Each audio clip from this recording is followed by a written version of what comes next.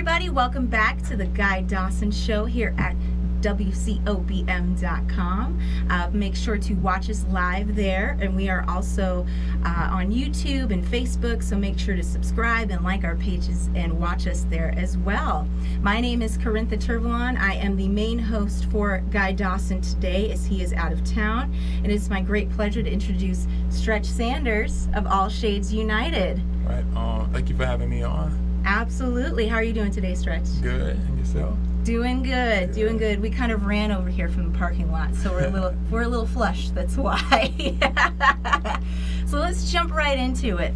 So I know that you have your organization, All Shades United. How did you get that started here in Las Vegas? So in 2014, June 14th of 2014, I was 19 years old, coming from Chicago, which is a city that's impacted and just grown with activism. I felt like I was missing out. I'm in Las Vegas. Where's the movements, all these protests in other cities? Where's the ones in Las Vegas? So at some point I was like, well, I'm either going to be the change, or I'm just going to keep waiting for it to show up. So when I was 19, I started All Shades United. The first objective was to really just have an organization that focused on just us coming together, which that's what it's still about. But as my mind evolved and I got more knowledgeable about what was really going on as far as the system that we're trying to go up against, the objective started to expand. I said, you know, it's time to expand this opposed to just being just something that's us coming together, but make this about solidarity amongst all ethnicities and actually be politically about what we want and how we want to dismantle white supremacy. So that's when the mission started to really take off, and the more I just started to learn and study, All Shades just grew and flourished. So basically, All Shades United is a revolutionary solidarity organization. So we believe that there are two groups, the oppressed and the non-oppressed.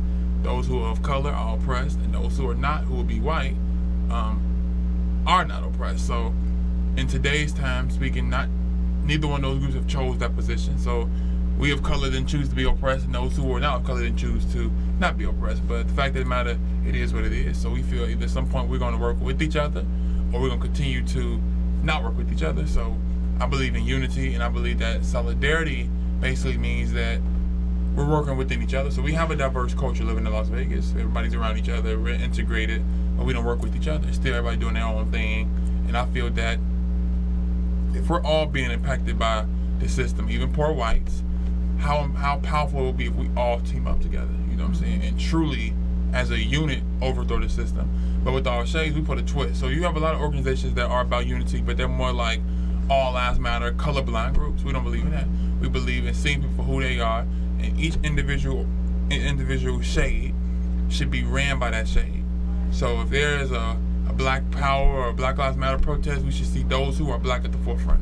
If there's Native American protest for Standing Rock, we should see Native Americans at the forefront. Solidarity means us coming as a community behind them, asking what do they need, where's some way we can help out. Another example was in Seattle when they had the protest, Black Lives Matter protest. About 300 white people surrounded themselves, made a human wall, and they knew that by doing that, the police wouldn't be as aggressive with them because they were white. So that's what I mean by being having solidarity, actually like stepping in for each other. If one member of the family is under attack, then it's your obligation to get involved. We believe if you are white, you have even more of an obligation because you are literally benefiting from what we're trying to go up against.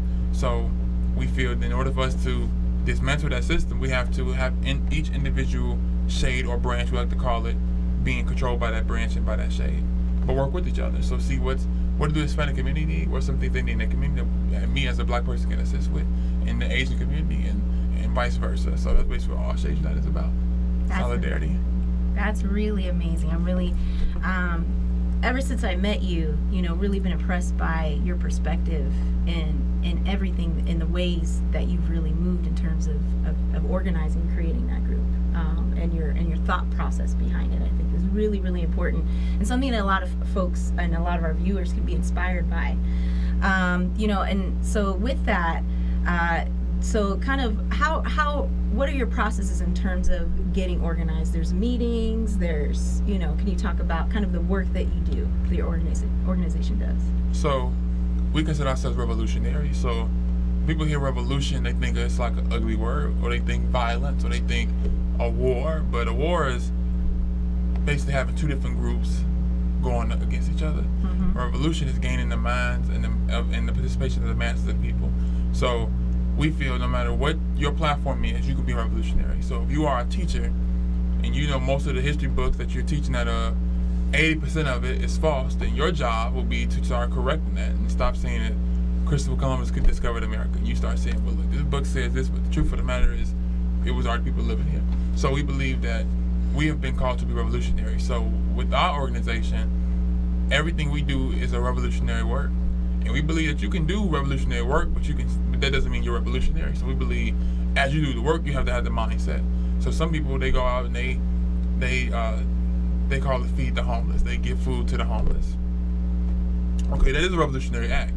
But when you start pulling out your phone, recording it, taking pictures, and saying, "Oh, you see me? We out here feeding the homeless," then that's when you have completely put a hold on being a revolutionary, because now you're starting to exploit them, and you're doing it for a pound a bag, and you know it just falls to so many levels of capitalism, and you know you spending money because you want it to be seen. So we believe as revolutionaries, that is a great sign of revolutionary work, but the mindset has to be there. So we believe in having people who can speak to the people to get us to heighten the contradictions and to expand our minds. So any way we have, or any platform we have, we try to take full advantage of it. So protests, rallies, discussions, meetings. We have political education classes we do within All Shades. We go out into the community to serve. We have a moment where we just talk to the people we're serving, because it's not a charity thing. And we start with the education. So we start by putting a hold on certain words and phrases. So we don't say homeless. We believe that homeless is a derogatory term. We know when we say it, we don't mean harm, but this capitalist system has made that it's a dirty word. It's oh, he's a homeless man. It's like people cringe when they say the word homeless. So we try to not even say anything on that term. We just say the person was in need, or the sister standing right, describe the person. As far as the last call for alcohol, if we have to describe, because sometimes you may have to, then we use the term a person without a home, or people without homes. But that's like the last resort if we have to say, well, what group do you guys specifically serve? And we say, well, most of them are people without homes. We don't ever say homeless or bum, or these are terms that are used to degrade people. And if you see in Las Vegas, there are 10,000 people on the street that's without homes, and they don't get assistance. And it's because we view them as subhuman. And a lot has to do with the terms we use. If we start using terms that's more loving, that's more powerful and loving, then that's going to get us to see them as people. But when you start calling them bums and homeless and all the other derogatory terms, then you're just going to view them as that. So we like to say just the sister, the brother, or whatever race they was. But when you start putting a title on them, because if somebody doesn't have a job, you're not going to say the jobless, or the person with has a home, you don't call them the person with a home, or what I'm saying. So why does it have to be the homeless person? And a lot of times, people who not even on the street get called that term, just because they may not be dressed what you could consider is decent. So we feel that's a term that we have to get rid of, and that's a capitalist term. And that's a reactionary term. So we stop using that. We don't say feed the homeless. We don't use the term feed. We say serve, because we're servants. So we believe that using certain words helps to not only expose how this system is oppressing us, but it brings more of an uplifting feel. When we say we're going to serve the people, it sounds better than we're going to feed the homeless, opposed to us being like at a soup kitchen, and what I'm saying, we got on hairnets, and it's a charity thing. Afterwards, we get them a piece of paper with some volunteer hours. That's not what it is. So with us, it's about serving, and we believe that serving is loving. So we stop using certain terms, and we don't use terms like what is it, homeless, feed. Just mostly stuff like that, sometimes the police, when they do acts that we feel is unjustifiable, we call them pigs. So we believe that you have to call it how you see it, and until you address it for what it is and use realistic terms, realistic realities, then it's going to continue to manifest. So within All Shades, it's about revolution. So any way we could change things to make it better, that's what we try to do. So we have a program called the Lean On Me Project. We go into the community twice a month to serve the people, food, clothes, toiletries, serving work. So people say volunteer, we say servanteer, because volunteering, once again, is another term of a charity act. We're not people that do charity work, we're revolutionaries. So we believe in serving. We also have another program called the Hydrating the People. This is a weekly program. We go out into the communities all through Las Vegas and give out free bottles of water, face towels, and fans. Every time we have these survival programs, we call them, is because like Minister Huey P. Newton said, who was the co-founder of the Black Panther Party, he said having and I'm paraphrasing, having a platform is good, but you have to have a program. And if you don't have a program, it doesn't have any substance. And a lot of organizations that have meetings and they're doing different workshops and conferences, charging money, and all that is fine. We need that as well. But what are you doing for the people? At the end of the day, after you got done speaking for 2 hours and you took people's money and everybody leave motivated, for the person that could not afford to come, what do they have to have? So we believe, in having some type of program. And we believe that revolutionaries belong in the community. Hollywood people belong in Hollywood, and stars belong with stars, and people who are of the community belong with the community. So we believe having a program. So we created Lean to Me Project on March 24th of 2016, and 100 people of this year. And basically that's what we do. So it's a 365 thing we do. We host numerous programs and events throughout the city. We did one, which is the second annual, was coming up in November. It's called Thanksgiving with the People. We rented out a restaurant and opened the door to the whole community and gave them Thanksgiving dinner. And the money that we raised was through a GoFundMe. So we do a lot of GoFundMe work because we're not a non-for-profit, so we're not state-ran, state-funded, none of that. Everything we do in the community comes from the donations of the community and within the organization at our own pockets. So we host memorials and protests, and any opportunity we have to bring people together is what it's about. And not only that, if we don't host, we support. We try to send people to support other activities, because what we do within All Shades is not an All Shades program. People say, thank you for this event. It's not an All Shades event. It's a people's event. We don't even take credit. People say, thank you guys for organizing this. We say we hosted it, but we didn't organize it. To organize it takes a group effort. We didn't tell people to go share it and to invite people and to bring people and to calm themselves. So that takes a unity effort. And we don't believe in having one person to get all the shine, and because that's divisive. We want to build a community. We have to be equal with this. But when you start separating certain people and saying you're the leader, he's the leader, she's the leader, they're the ones running the show, then you make people feel who are not in All Shades or who are not the so-called leader feel that they're not just effective. So we believe that everyone is a leader. Everyone plays a role in any protest, any action. Even if you're in Seattle and the protest is in Chicago and you share the video, and then your people who didn't know that about this season, you play a role in that too. So we believe that organizing takes community effort. Not to mobilize just means people just coming out there, but to organize is strategic. It's a lot of mobilization going on, but organization means you get people to come out. You're going to basically heighten and expose certain contradictions. You're going to expose certain things that's oppressing us, and then you're going to leave them with something. Get them involved, exchange information, give them flyers on community events, find ways to build as a community. It's not just about coming out there protesting and just being heard, but then at the end of the day, you leave them just like, where they came in. Absolutely. I think that's one of the really impressive parts about, what you do is, for me, not just you, but your organization and the folks that really help you run everything, your leaders within that organization. I think what really impresses me about it is I feel like, especially me kind of ingratiating myself more and more with more activists lately in the last few months, and really as of about December of last year, but then I went to that conference, right, where it's like all activists from all different organizations, and it's interesting to me because I hear a lot of this, well, okay, you can organize a protest, but what are you really doing to help people? What are you really doing to help the communities that really are in need? And that's where I'm really impressed by the work that you do, because you don't just organize a protest. You have substance behind what you do, and you have substance in how you help the community, and you help the communities in realistic and practical ways. So I think that's fantastic. Thank you. Appreciate that. Absolutely. So if folks want to get involved, even if how would they get involved with the organization, or how could they find out about contributing to your GoFundMe pages? How could folks get in contact with you? Well, we have a Facebook page, which is All Shades United, and we also have a website, which is allshadesunited.com. Right now it's still being revamped and being shaped up again, but you can still go in there and check some things out. And we also have a Twitter, which is All Shades United. And the GoFundMe is allshadesunited.com. And I'm also on Facebook as well, Stretch Sanders. And then Instagram, _official_stretch. And then Twitter, _Stretch Sanders. So we have ways that we're out there and you can reach us. And as far as if you're in Las Vegas, as far as being local, you can't miss us. We try to stay in the community. We try to keep our ear to the ground and stay amongst the people. So if you ever run into me, just you think about joining, or some people, because a lot of times people think that it's about us recruiting. If you notice, we don't even go hard about this is All Shades joining, because for us, it's not about joining All Shades United. You know, we believe in quality. You know, I see a lot of organizations that are huge in size, but them themselves will tell me that, you know, they just wish that there was a better quality of people that was involved or more dedicated. So with us, we're a small organization, but as far as the spirit that we have are huge. So we don't get caught up in trying to build an organization. We're trying to build a community. We're trying to uplift the people. We're not worried about having All Shades numbers, because if it's 100 of us, but then the community ain't growing, then what good is that? So we rather have a thriving community and have 3 members in All Shades.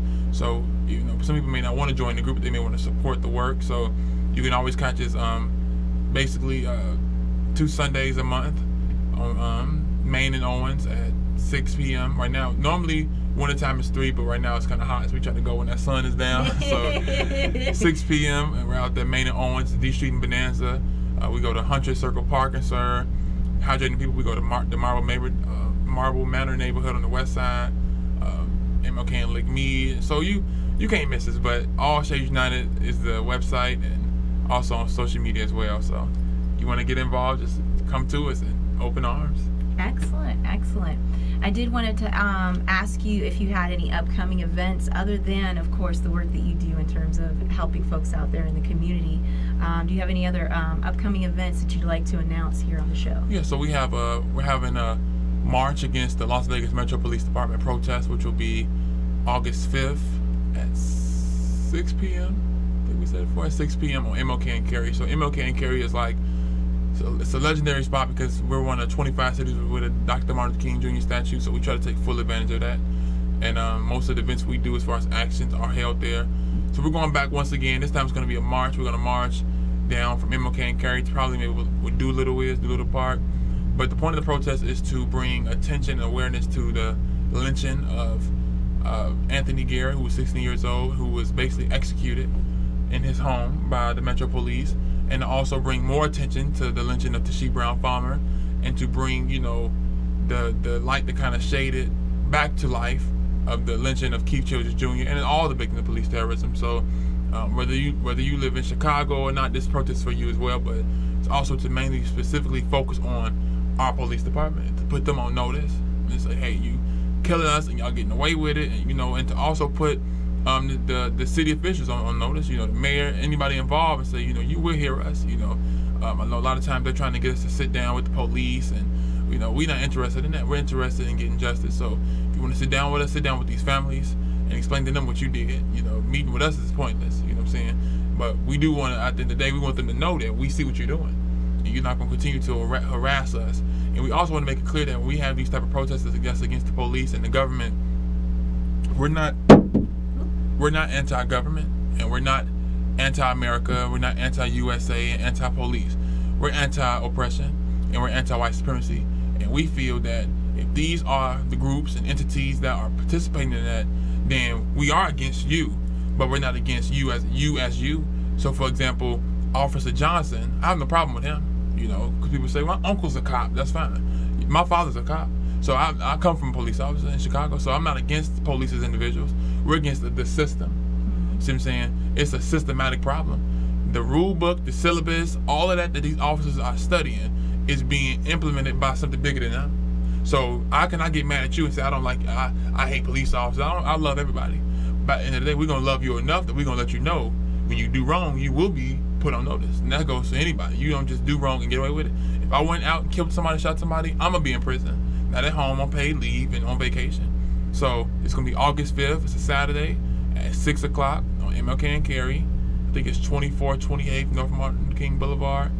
We invite everyone to come out if you're in Las Vegas. So if you're in the West Coast area, drive down, because at the end of the day, we want this to people understand that injustice anywhere is a justice everywhere. And that's a Dr. King quote. And it's so relevant to today, because in order for movements to grow, we have to link with all states, you know. And this is not just a Vegas problem. This is a problem that's been going on, I mean, globally, you know, because my focus is not just in America. My focus is all over, because those who corrupted this country was not from here. Mm-hmm. So, you know, we gotta tackle the whole world, and that's what we're trying to get with right now. We trying to pull the strings together in America, but eventually there will be all shades in Africa, all shades in Brazil, all shades in Cuba, and everywhere. So we invite everyone to come out and join us as we bring awareness. We're going to have the families of these victims in attendance. other anti-police terror organizations in attendance, churches, any faith groups. It's our time to come together as a community and to get behind these families and let them know that, you know, that we're with you and we stand in solidarity with you. Absolutely. I think you've inspired our viewers and motivated some folks to hopefully get involved, and hopefully you'll see some new faces at your upcoming events because of being able to talk about it here on the show today. I really hope and believe that. So if you would like to get in touch with Stretch and get involved with any of the events that he talked about, or even just support any of the GoFundMe work that they're doing in terms of helping communities here in Las Vegas, please make sure to reach out to him on Facebook. As of course, this has been another wonderful interview here on The Guy Dawson Show of WCOBM.com, and we're wrapping up another Thursday. We hope to see you next Thursday, and thank you for joining us.